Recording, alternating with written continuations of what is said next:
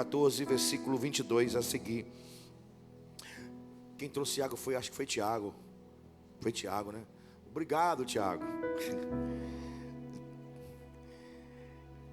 E logo ordenou Jesus que os seus discípulos entrassem no barco e fossem adiante para a outra banda, enquanto despedia a multidão. E despedida a multidão, subiu ao monte para orar à parte. E chegada já a tarde, estava ali só. E o barco já estava no meio do mar, açoitado pelas ondas, porque o vento era contrário. Mas, à quarta vigília da noite, dirigiu Jesus para eles, caminhando por cima do mar. E os discípulos, vendo caminhar sobre o mar, assustaram-se, dizendo: é um fantasma, e gritaram com medo. Jesus, porém, lhes falou logo, dizendo: tende bom ânimo, sou eu, não temas. Respondeu-lhe Pedro e disse: Senhor, se és tu, manda ter contigo sobre as águas. E disse: vem. E Pedro, descendo do barco, andou sobre as águas para ir ter com Jesus. Mas sentindo o vento, teve medo, e começando a ir para o fundo, clamou dizendo: Senhor, salva-me. E logo Jesus, estendendo a mão, segurou e disse: homem de pequena fé, por que duvidaste? E quando subiram para o barco, acalmou o vento. Então aproximou-se o que estavam com ele no barco e adoraram, dizendo: és verdadeiramente o Filho de Deus. Que o Senhor nos fale por essa palavra nessa noite. Amém, amados? Glória a Deus. Creio que todos nós temos ciência de que a palavra de Deus, em sua linguagem clara, ela por si só, ela já fala. Mas existem palavras na Bíblia, existem situações na Bíblia que elas retratam a nossa própria realidade de vida. Aqui está uma das realidades vividas pelos discípulos, que simboliza, que representa nossa realidade de vida. Estou falando de tempestade. Para a Bíblia, principalmente no Novo Testamento, porque não há muitos registros no Antigo Testamento sobre tempestade, né? Aliás, não há registro sobre tempestade, talvez só o dilúvio. Então, na Bíblia e para a Bíblia, tempestade significa dificuldade, significa ou representa luta a se enfrentar. E geralmente, quando vem uma tempestade, e aí já é a forma simbólica, nossa tendência é querer logo sair dela, é receber alívio, para não ter que enfrentar ou continuar enfrentando um sofrimento. Mas isso exige de nós uma disposição em querer lutar para sair da tempestade. E veja bem, existe algo mais importante do que se livrar de um alívio de uma tempestade. Vamos lá? Será que tem algo maior ou mais importante do que se livrar do alívio de uma tempestade? Será que tem algo maior do que você deixar de sofrer por alguma coisa na vida? O alívio já não é algo de Deus. O alívio já não é o que mais precisamos. Eu te digo que não. Tem algo mais sublime em se livrar ou sair ou ser tirado de um alívio de uma tempestade. O quê? O que aprendemos com ela. Deu para entender? Vou repetir. Tem algo mais sublime, mais importante do que se livrar de uma tempestade. O quê? Aprender com ela. Então preste atenção. Os tolos saem de uma tempestade felizes pelo alívio. Só isso. Os tolos saem de uma tempestade felizes. Por quê? Alívio. Passou o vento, passou a dificuldade, passou a dor, passou a luta. O sábio sai de uma tempestade feliz, tal qual o tolo. Mas ele sai também grato. Por quê? Porque aprendeu algo novo na sua vida. O tolo sai de uma tempestade comemorando. O sábio sai de uma tempestade mais fortalecido. Olha isso. Que tipo de pessoas somos quando saímos de uma tempestade? Na verdade, a Bíblia está nos ensinando, está nos desafiando a sair de uma tempestade como sábios, aliviados porque saímos dela, mas fortalecidos porque aprendemos com ela. Eu espero que você aprenda através dessa palavra e permita-me usar a redundância. Aprenda a aprender que toda tempestade que você vai viver na sua vida tem lições preciosas para ela. Mas fique tranquilo. Quando você sair de uma tempestade, fique tranquilo. Você vai ter a certeza de que Deus, quando te permitir viver uma outra, você vai aprender ainda mais. Amém? Glória a Deus. Quando olhamos para esse texto que nós acabamos de ler, nós precisamos atentar para o seu pano de fundo, para o seu contexto. Jesus acabara de despedir as multidões. É a primeira multiplicação dos pães e dos peixes. Após multiplicar os pães e os peixes, Jesus vai tomar duas posturas. Jesus vai fazer duas coisas. A primeira delas, ele vai pegar os discípulos, colocá-los no barco, vai pegar o seu pé e assim, o texto no seu original dá a entender mais ou menos assim. Jesus pega os seus discípulos, coloca eles no barco e meio que dá um empurrão. Talvez o pé seja exagero meu, mas a mão com certeza. Empurra os discípulos do barco e diz assim: passaremos, ou passem vocês para o outro lado.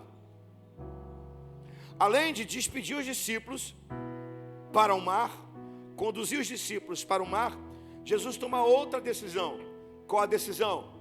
Ele vai ficar sozinho para ter um tempo de oração. Nesse momento que Jesus toma essas duas decisões, tem algo acontecendo aqui. O quê? A multidão quer aclamar Jesus como rei. A multidão quer que Jesus seja rei.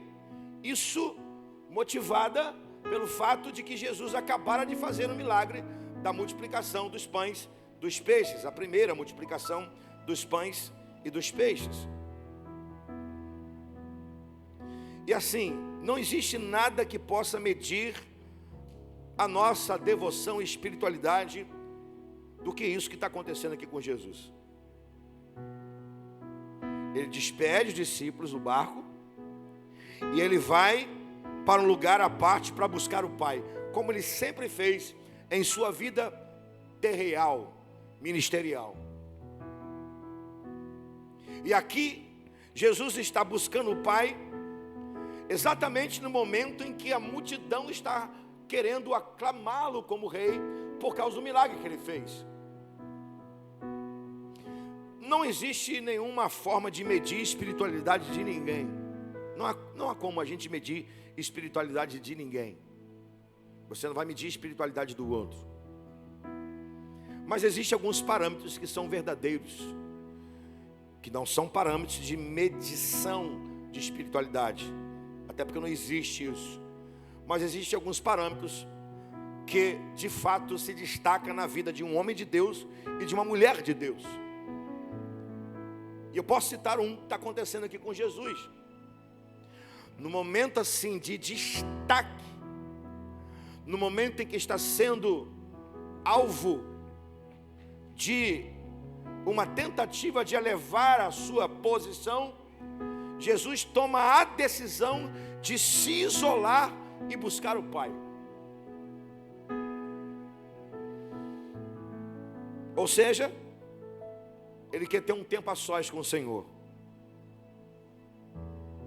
Ou seja, ele está dizendo para si mesmo, porque a gente precisa entender que Jesus é Deus, mas também é homem.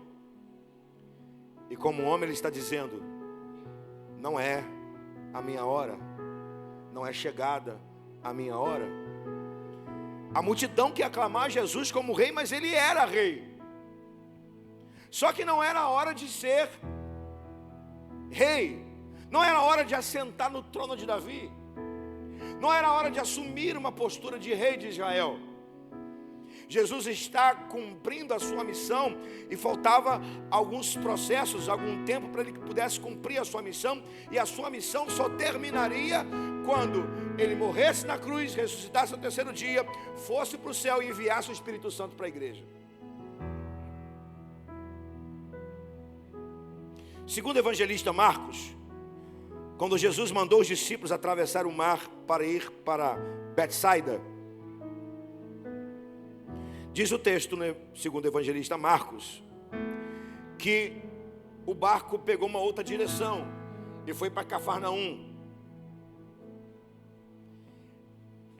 Nessa direção que o barco sai, que em direção a Betsaida e vai para Cafarnaum, sopra um vento diferente, forte, que a gente chama de vento contrário.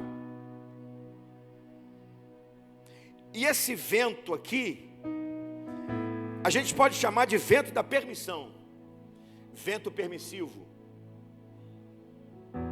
Vamos lá. Vento permissivo? Como assim? Sim, porque tem tempestade na sua vida e na minha vida que vem como permissão de Deus. Dá para falar amém, sim. Vou repetir, já que dois falaram amém. E é verdade, e você sabe disso. Tem vento na nossa vida que quando ele vem por permissão de Deus. Amém, gente? Fica tranquilo, calma. Você conhece o texto, você já sabe onde vai dar a palavra. Está com medo de falar amém por um vento contrário? Você é discípulo de Jesus, você é servo de Deus. Bom, vamos ao texto. Eu quero que você aprenda algumas lições com essa tempestade comigo nessa noite. Nós vamos fazer assim. Vamos usar a didática da repetição para guardar. E vamos abrir o nosso coração, nossos ouvidos para receber as lições. E essas lições você vai colocar em prática na sua vida todos os dias. A partir de hoje, a partir de agora desse culto. Vamos aprender lições da tempestade comigo, amém, irmãos? Vamos lá, de novo, vamos aprender lições na tempestade comigo, amém? Glória a Deus, vamos lá. Quais lições precisamos aprender quando estamos em uma tempestade? A primeira delas, o Jesus que permite que enfrentemos tempestade, ouça, é o mesmo que nos socorre quando mais precisamos. Vou falar devagar para você guardar isso aí, anotar e todos os dias lembrar disso. Vamos lá, de novo. o Jesus que permite que enfrentemos tempestade é o mesmo que nos socorre quando mais precisamos. Dá para repetir, irmão? Desculpa, eu não passei para a Tayane. Eu tinha que ter pedido para ela colocar, mas o final de semana foi muito corrido. Estava no Sesc, digo, saí falando para os casais da primeira de Macaé, não deu tempo. Então vamos lá, vamos comigo. De novo, repita aí por favor. O Jesus que nos permite.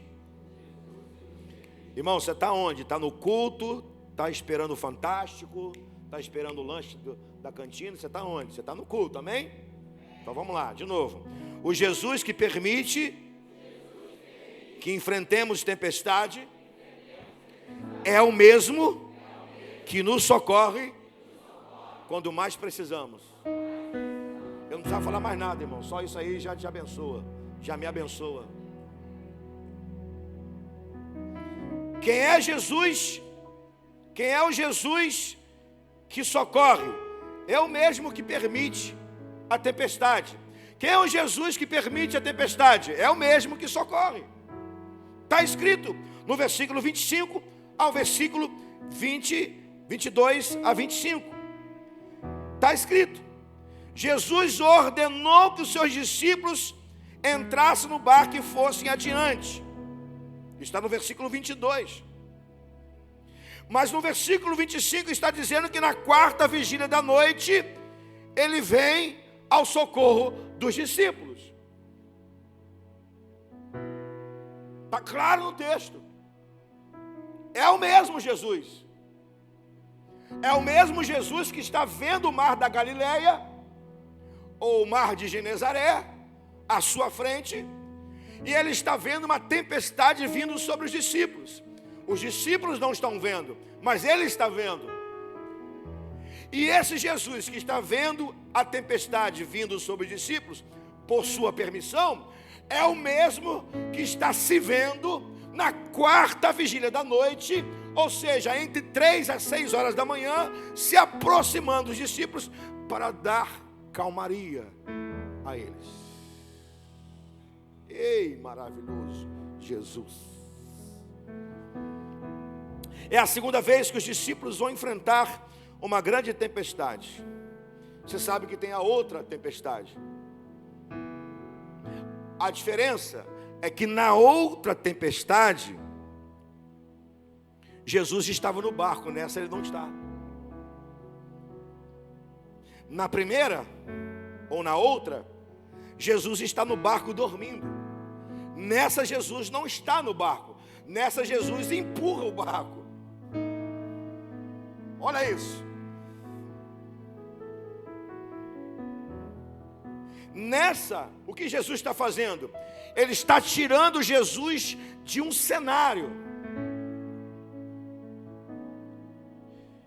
Que cenário?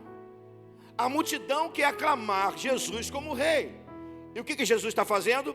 Deixa eu tirar os meus discípulos aqui, para que eles não possam ser afetados por esse espírito, por essa tentação de antecipar um fato que vai acontecer. Deixa eu ser mais claro.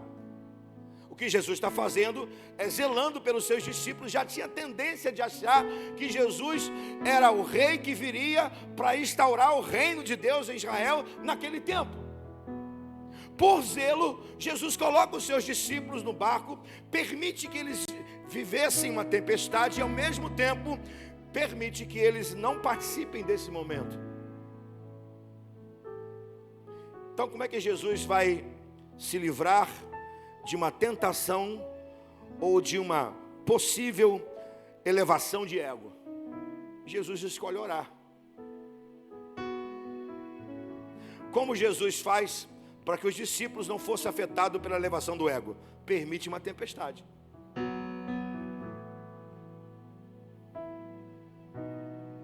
Aprenda isso. Ou uma coisa ou outra. Quando Satanás quiser levar seu ego, ou você ora, ou você se entrega ao Senhor, para que Ele conduza você para onde Ele quiser te conduzir. Aprendeu isso, irmão? Quando Satanás quiser elevar teu ego, ou vai para um canto orar, buscar a face do Senhor, ou diga para o Senhor: Senhor, a minha vida está nas tuas mãos. Se o Senhor quiser me colocar num barco e me lançar ao mar, pode me lançar. Se o Senhor quiser me conduzir para o lado direito, eu vou, para o lado esquerdo eu vou, mas eu só peço uma coisa: não me deixe sozinho. Nem que seja na hora que eu mais precisar, o Senhor venha ao meu socorro. Aleluia! É isso que está acontecendo aqui. Irmãos, nós somos discípulos de Jesus e não estamos à procura de um reino humano. Nós somos discípulos do nosso mestre. Nós estamos aqui para fazer a sua vontade. Nós estamos aqui para sermos conduzidos por Ele. A lição que Jesus quis ensinar aos seus discípulos com essa tempestade se define no versículo 25.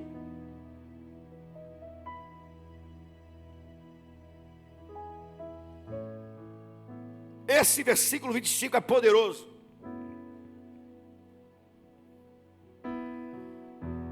O texto está dizendo que Jesus vem na quarta vigília da noite. A conta é fácil, muito fácil. O judeu divide a noite em vigílias: 6 às 9, 9 à meia-noite, meia-noite às 3, 3 às 6. A conta é fácil: 6 às 9, 9 à meia-noite, meia-noite às 3, 3 às 6. Mateus está dizendo que Jesus chega a que horas? Está escrito na sua Bíblia, irmão, por favor. Ele chega a que horas? Que horas, irmão? Você está onde? Esperando o Fantástico? Está esperando a cantina da igreja? Ou você está num culto, irmão? Que horas? Quarta vigília. Ou seja, a conta é fácil. Jesus vai chegar entre 3 às 6 horas da manhã. O que Jesus está fazendo entre 6 da tarde e entre 3 às 6 da manhã? Diga comigo: Jesus estava orando. A pergunta que a gente faz é: Jesus estava orando por quem? Por Ele e pelos discípulos. Por Ele e pelos discípulos. Por isso que esse versículo 25 ele é poderoso. Por quê? Porque o mesmo Jesus que permite a tempestade, na quarta vigília da noite, chegou para dizer: eu empurrei vocês para o mar, mas vocês não estão sozinhos. Quando vocês mais precisam, aqui estou eu. Quando você mais precisar de Jesus, pode ter certeza, Ele vem ao teu socorro. Vou repetir, irmão: quando você mais precisar de Jesus, Ele vem ao teu socorro. Seja na madrugada, seja à tarde, seja pela manhã, não importa a hora. Quando você mais precisar de Jesus, Ele chega ao teu socorro. Por quê? Porque Ele é socorro bem presente na hora da angústia, da tribulação, da tempestade. Eu quero que você aplaude esse Jesus, por favor, porque Ele é socorro bem presente na hora da angústia e da tempestade. Aprendeu a primeira lição? Vamos para a segunda. A segunda lição: quando o medo for maior que a tempestade, as palavras de Jesus são maiores que todo medo.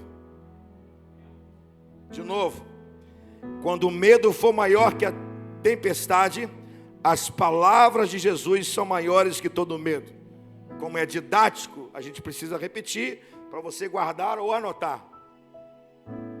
E agora você vai falar comigo. Diga bem forte: quando o medo for maior que a tempestade, as palavras de Jesus são maiores que todo medo. Eita glória, aleluia. Jesus, obrigado por tua palavra que não falta à tua igreja. O versículo 26 está dizendo que os discípulos, vindo caminhar sobre o mar, assustaram, porque acharam que era um fantasma.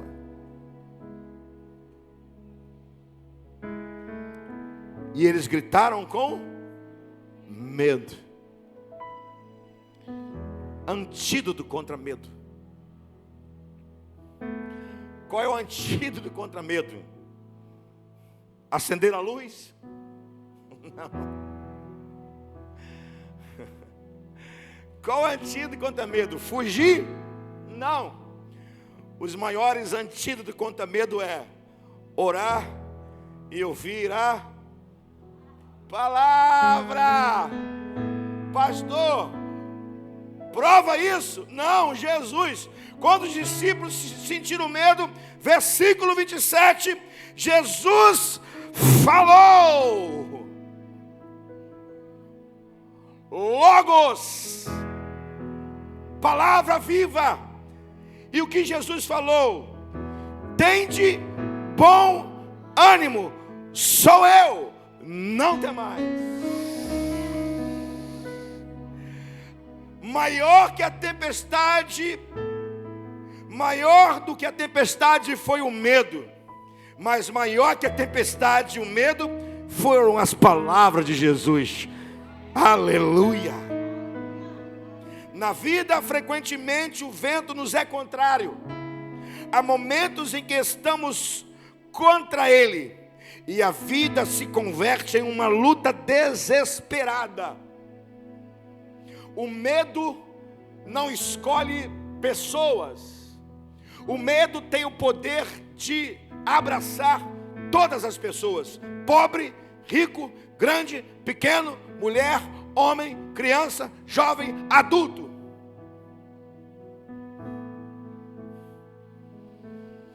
O medo é implacável quando alguém está pronto a ser submerso em uma tempestade. Mas maior do que qualquer medo que você esteja sentindo nessa noite é a palavra de Deus que você está lendo comigo. É a palavra de Deus que você está ouvindo comigo. É a palavra de Jesus que está presente aqui, te falando a mesma coisa que Jesus falou para os discípulos, falou e fala conosco. Afinal de contas, nesta reunião aqui se encontram discípulos de Jesus. Então deixa eu saber, se você é discípulo, levanta a mão, por favor. Se você se considera discípulo de Jesus, levanta a mão. Continua com a sua mão erguida. Eu não sei se você está passando por uma tempestade, e eu não sei qual é essa tempestade. Continua com a sua mão erguida. Estando vivendo agora uma tempestade ou não, você vai viver uma em alguma hora da sua vida. Vivendo agora ou não, a palavra que eu libero para você é essa que está aqui no versículo 27, ditas por Jesus: tem bom ânimo, sou eu, não temais. É Jesus que está falando com você, irmão. É Jesus que está falando com você. Tem bom ânimo, sou eu, não temais. Então vamos repetir, guardar essa lição. Vamos lá, repetindo. Quando o medo for maior que a tempestade, as palavras de Jesus são maiores que todo medo. Aleluia. Quantos creem nisso? Diga amém. Diga eu creio que as palavras de Jesus, o meu mestre, é e sempre será maiores que meu medo. Aleluia. Irmão, que o Antigo Testamento e que o Novo Testamento, que o braço de Deus o Pai e o braço do Espírito Santo, do Senhor Jesus e do Espírito Santo, venha te abraçar quando o medo chegar, no nome de Jesus. Que a palavra do Senhor te abrace quando você precisar. Louvado seja o nome do Senhor. Você tem de Gênesis a Apocalipse o braço do Todo-Poderoso para te abraçar quando o medo tentar te afogar. Louvado seja Ele. Amém? Vamos à terceira lição.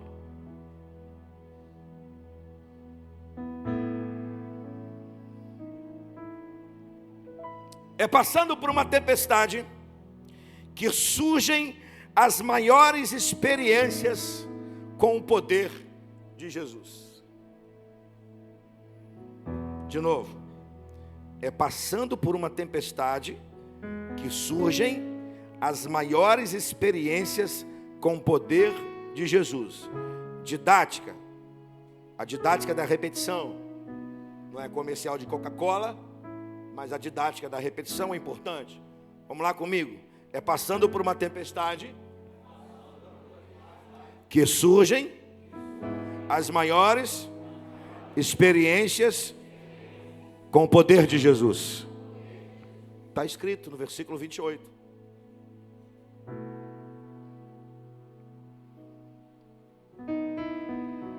Diz o texto, no versículo 28, que Pedro vai fazer uma colocação.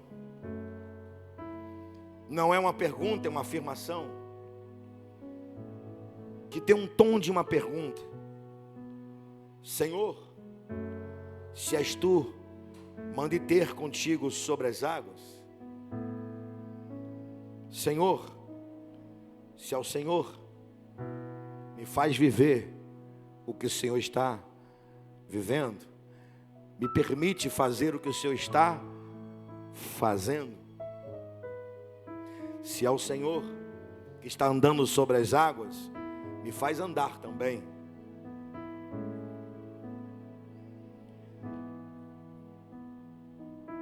Ao cheiro das águas brotará. Lança o seu pão sobre as águas e a seu tempo colherá. Quem é Jesus? Diga comigo, Jesus é o pão da vida. O pão da vida se lançou nas águas. E Pedro, o que está fazendo? Querendo chegar perto do pão da vida. O que Pedro quer fazer? Se encontrar com o pão da vida. Em que momento? De uma tempestade.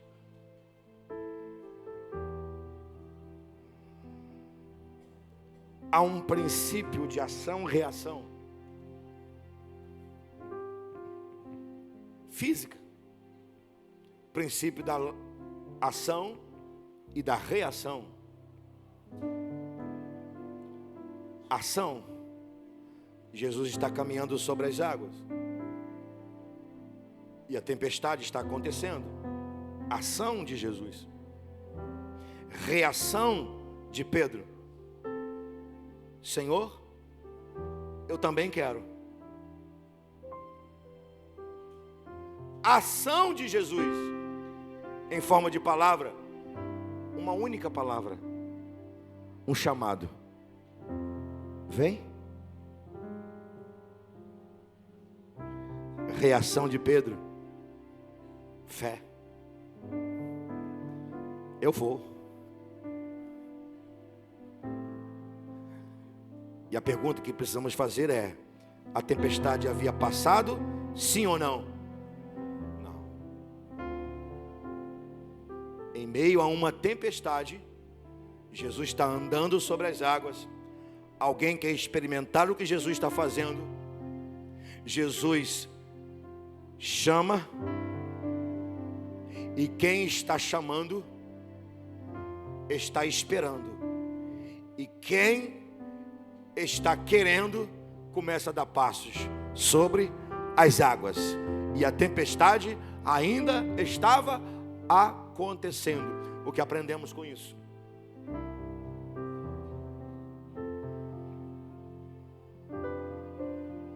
Não procure situações confortáveis para você viver experiências poderosas com o Senhor. Talvez você não vai conseguir. Deixa eu ter a minha vida mais confortável para viver experiências sobrenaturais com Deus. Talvez você não vá conseguir experimentar o sobrenatural quando você buscar o confortável.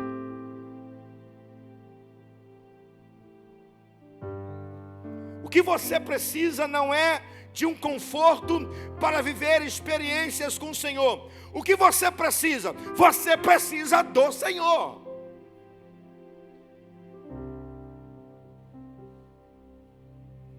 Você não precisa de situação favorável, confortável. O que você precisa é do Senhor. O que você precisa é dele. Se é o Senhor, mande ter contigo sobre as águas, porque eu quero encontrar com o Senhor.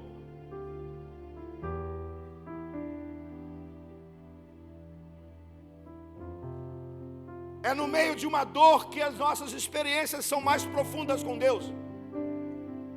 É no meio da tempestade que as nossas experiências com o Senhor são mais poderosas. É no meio da dificuldade que aprendemos a exercitar a fé. E quando exercitamos a fé, experimentamos coisas novas com o Senhor. Não espere momentos confortáveis na sua vida para você viver uma experiência nova com o Senhor, porque você vai se tornar como os outros discípulos no barco. E eu te pergunto, André, não sei se André estava no barco, mas eu tenho certeza que João estava, que Tiago estava. Mas qual discípulo experimentou o que Pedro experimentou? Nenhum, só ele. Por quê? Porque ele teve fé para dar o passo e para entender que tempestade não iria impedi-lo de se aproximar de Jesus.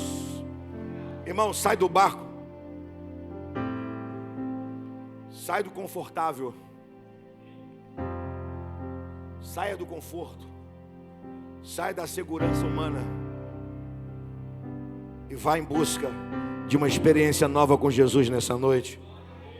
Não importa o que você está vivendo, saia do confortável, saia daquilo que é humano e vá buscar uma experiência nova com Jesus. Vou te falar, todo crente precisa de experiência nova com Jesus. O que eu preguei semana passada, todo dia é dia de renovo.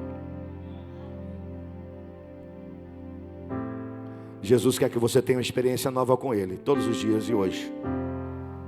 Que tal, nesse momento que você está vivendo a sua vida, você andar sobre as águas? E andar sobre as águas significa dizer, ter uma experiência nova e diferente com Jesus. Irmão, chega de crente que faz as mesmas coisas. Chega de crente imitativo. A gente precisa de crente que vive coisas novas com Jesus. Chega de crente paralisado. Chega de crente com medo. O que você precisa é viver uma experiência nova com o Senhor Jesus. Amém? Glória a Deus. Aleluias. Aleluia. Perdão. Não se fala aleluias. Quando você fala aleluias, você está louvando vários deuses. Porque aleluia significa louvado seja o Senhor. Então não se fala aleluias. Se você fala aleluias, você vai estar dizendo louvado seja os senhores. É aleluia. Ponto. Falei aleluias aqui, me perdoe, Senhor. Me perdoe também. Vamos à última lição. Se em algum momento o medo sufocar a fé, libere sua alma, grite por socorro e Jesus vai te alcançar. Eita glória! Vou repetir. Se em algum momento o medo sufocar sua fé, libere sua alma, grite que os braços de Jesus irão te alcançar. Meu Deus, repita comigo. Se em algum momento o medo sufocar a nossa fé, liberaremos nossa alma, gritaremos e o nosso Senhor irá nos abraçar. Eita glória! Aleluia! Por favor, não critique Pedro porque ele olhou para a tempestade.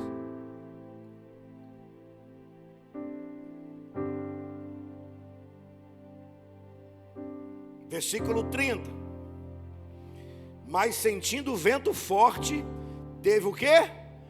Medo. Presta atenção que o medo lá de cima foi de todos os discípulos. O medo aqui é só de Pedro.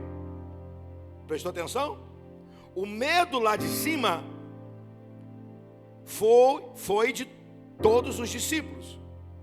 Todos eles sentiram medo, inclusive Pedro. Esse medo aqui é o de Pedro. Como que nós vamos criticar o medo de Pedro, se ele era o único que estava caminhando sobre as águas? Em algum momento, ele olhou para o vento, percebeu no vento, deixou de olhar para Jesus, a sua fé foi levada a ser tomada pelo medo, ele começou a afundar. Como que vamos criticar esse homem?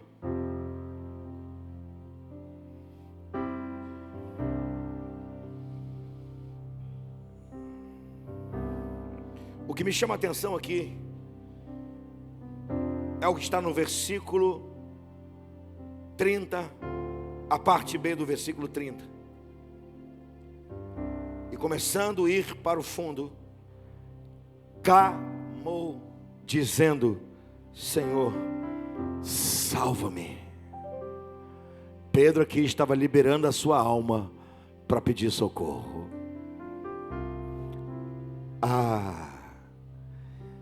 Como é bom saber que nós podemos liberar a nossa alma e pedir socorro, que o nosso mestre está bem próximo para nos socorrer. Louvado seja o nosso Deus. Aleluia. Exatamente assim que haja um discípulo de Jesus, a sua alma está livre. A sua alma está atrelada a Jesus.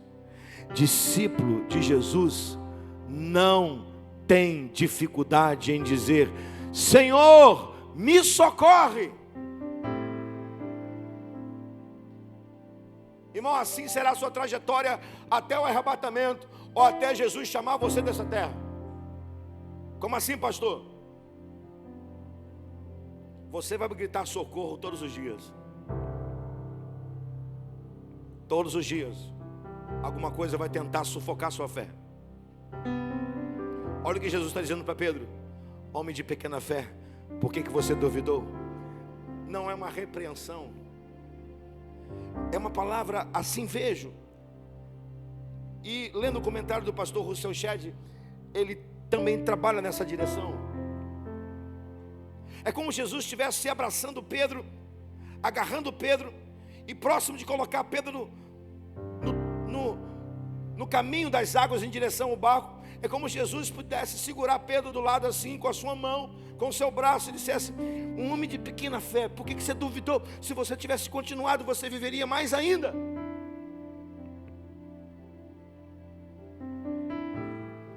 Aquele cascudinho: por que você parou, rapaz? Você tinha que ir mais. Eu tinha mais para te dar. Você ia caminhar mais sobre as águas, você ia experimentar mais. Por que você parou? Irmão, não para não, continua.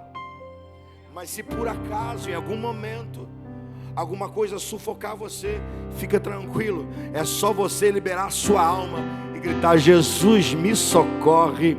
Me coloca de volta no trilho, me coloca de volta na experiência, me coloca em lugar de segurança, me ajuda, Jesus, porque eu sei que o Senhor está comigo. Amém, amados? Glória a Deus. Vamos caminhar para o final. Espero que você tenha anotado e guardado as lições. Vamos caminhar para o final. Tem uma canção. Essa canção é muito linda. É a canção do coral Kemuel, com Gabriela Rocha. E a letra é assim: filho, eu te lembro que jamais te deixei. Eu te lembro que tuas dores eu sarei. Cada lágrima enxuguei. Sempre ouvi a tua voz de adorador. Filho, eu te lembro de tudo que lhe falei. Não te preocupes, cada palavra que eu cumprirei. Sempre cuidarei de ti. Sou o dono do amanhã, estou aqui. Linda, linda, linda, linda, linda, linda essa canção do coral Kemuel com Gabriela Rocha. E eu termino essa palavra desejando que essas lições você coloque em prática na sua vida, te dizendo, voltando às duas tempestades. A primeira, Jesus está no barco. A segunda, Jesus não está. A primeira, Jesus está perto. A segunda, Jesus está longe. Na primeira, ou em uma, os discípulos gritam, Jesus acorda e acalma a tempestade. Na segunda, Jesus está orando, na quarta vigília da noite, vai ao encontro dos discípulos e acalma a tempestade. O que isso nos ensina? Que o nosso Deus é Deus de perto e é Deus de longe. Não importa se Ele é de perto, se Ele é de longe. Sendo um Deus de perto e Deus de longe, Ele está sempre pronto a nos socorrer. Amém? Minha última palavra para a gente terminar. E eu peço a você que olhe, por favor, para essa expressão que está no versículo 7, aqui termino. Tem de bom ânimo, sou eu. Sou eu. O que significa essa junção de um verbo e um pronome? Sou eu. Essa palavra no grego é egomi, ou seja, é uma palavra puramente divina. Essa expressão é a mesma contida no Evangelho de João. Presta atenção. No Evangelho de João, a expressão mais usada qual é? Sou eu. Eu sou a luz do mundo. Eu sou o bom pastor. Eu sou a verdade e a vida. Eu sou o caminho, a verdade e a vida. Eu sou a água da vida. Pastor, o que o senhor quer dizer com isso? Não, o que Jesus está dizendo com isso: eu sou é o Deus presente na terra. É o Deus que você precisa em todas as áreas da sua vida. Lembra de Moisés? Quando Moisés perguntou assim para Deus: Deus, eu vou descer e vou dizer para o povo o quê? Eu vou dizer para os anciãos de Israel quem é o Senhor. Qual foi a resposta de Deus a Moisés? Você vai dizer que eu sou. Manda dizer que eu estou com você e que eu vou livrar vocês do Egito. O eu sou está presente. Eu sou o Deus que você precisa em todas as áreas da sua vida. O eu sou estava aqui presente na tempestade. O eu sou está presente na sua tempestade. O eu sou está presente na sua dificuldade. O eu sou está presente nesse culto para ser adorado, porque o texto vai terminar dizendo no versículo 33, que então aproximando-os que estavam no barco e adoraram-no, dizendo: és verdadeiramente o Filho de Deus. Ei, irmão, uma adoração no meio da tempestade. Aliás, já não tem mais tempestade, né? É bonança. A bonança deu lugar a tempestade deu lugar a uma bonança, e a bonança deu lugar a uma adoração. O que estamos fazendo aqui nessa noite? Adorando o eu sou.